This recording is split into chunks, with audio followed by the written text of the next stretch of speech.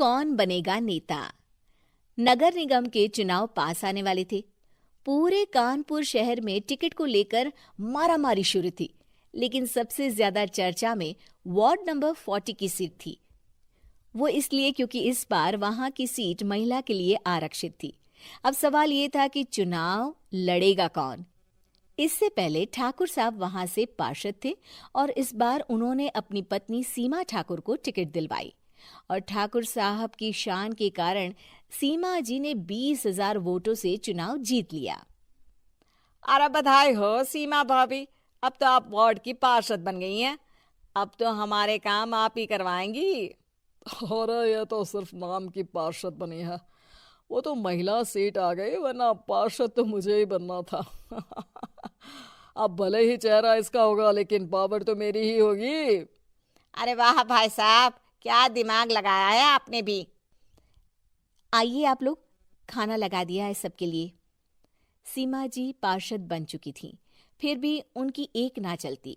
सारे काम ठाकुर साहब खुद ही संभाल लेते और जहां जरूरत पड़ती वहां सीमा जी का अंगूठा लगवा लेते। सीमा जी ज्यादा पढ़ी लिखी भी नहीं थी। एक दिन ठाकुर साहब और सीमा एक प्रोग्राम में जाते हैं। अरे ठाकुर साहब, आप आ गए। ओहो, पार्षद मैडम भी आ गई हैं। स्वागत है आप दोनों का। लगता है हमारे पार्षद फंड का सही इस्तेमाल हो रहा है। चलिए अब उद्घाटन करते हैं। ये लीजिए ठाकुर साहब कैची, आप ही सबसे पहले प्रवेश कीजिए।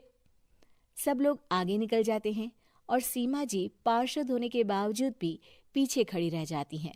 वो देखती हैं कि वेलकम बोर्ड पर उनका नाम है, लेकिन महिला होने के कारण कोई उनका सम्मान नहीं कर रहा। अगले दिन एक आदमी उनके घर आता है। अरे ठाकुर साहब नमस्कार। कल ना हम नोटिस किए कि हमारा घर तो अवैध है और नगर निगम वाले उसे तोड़ने आ रहे हैं। अरे कुछ कीजिए ना ठाकुर साहब। देखो भाई, मैं तो ज्यादा कुछ कर नहीं सकता, पर अगर तुम सबकी जेब गर्म कर दो तो कुछ हो सकता है। कुल मिलाकर 4 लाख लगेंगे।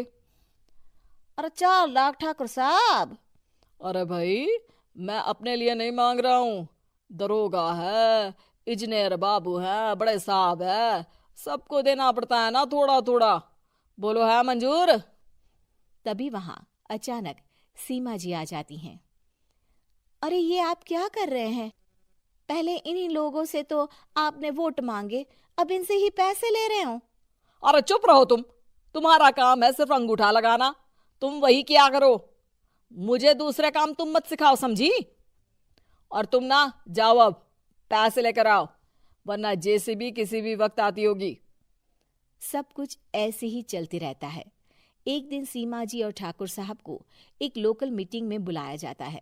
वहां पर कई और अधिकारी लोग भी मौजूद रहते हैं। अब मैं चाहूंगा कि ठाकुर साहब हमारे बीच 2 शब्द कहें। मेरे प्यारे भाइयों और बहनों, आज मेरा सौभाग्य है कि मैं आप सबकी सेवा दिन रात कर पा रहा हूँ।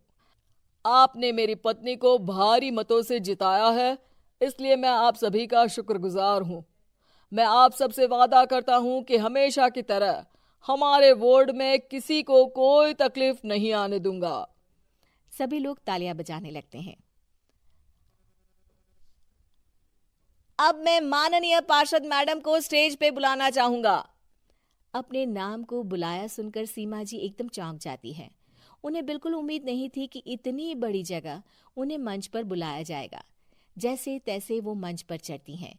ऊपर जाते ही सीमा जी को सारी पुरानी बातें याद आ जाती हैं कि किस तरह उनके पति उन्हें कभी भी आगे बढ़ने नहीं देते और उनके नाम से गलत काम करते हैं। वो बोलने लगती हैं। मैं आपके वार्ड की पार्षद सीमा हूं।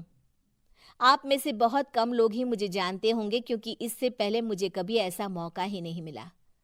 सारे मौके मेरे पार्षद पति यानी आपके ठाकुर साहब ही लेते रहे, लेकिन आज ये मौका मुझे मिला है तो मैं इसे ऐसे ही नहीं जाने दूंगी। मैं आपको ये बताना चाहती हूँ कि आपके ठाकुर साहब मेरे नाम की आड़ में गैर कानूनी काम करते हैं, जिस पर अंगूठों के निशान मेरे होते थे। इसीलिए मैं अपनी गलती मानती हूँ और आज अपने पद से इस्तीफा देती हूँ, ताकि आगे से कोई गलत काम ना हो पाए। अब फैसला आप सबके हाथ में है कि आप हमें क्या सजा देना चाहते हैं। सीमा जी की बातें सुनकर ठाकुर साहब के चेहरे का रंग उड़ जाता है और वो शर्म से मुंह नीचा करके वहां से चले जाते हैं और पद से इस्तीफा देकर ही सही सीमा जी अपने आप में आत्मविश्वास महसूस करती हैं।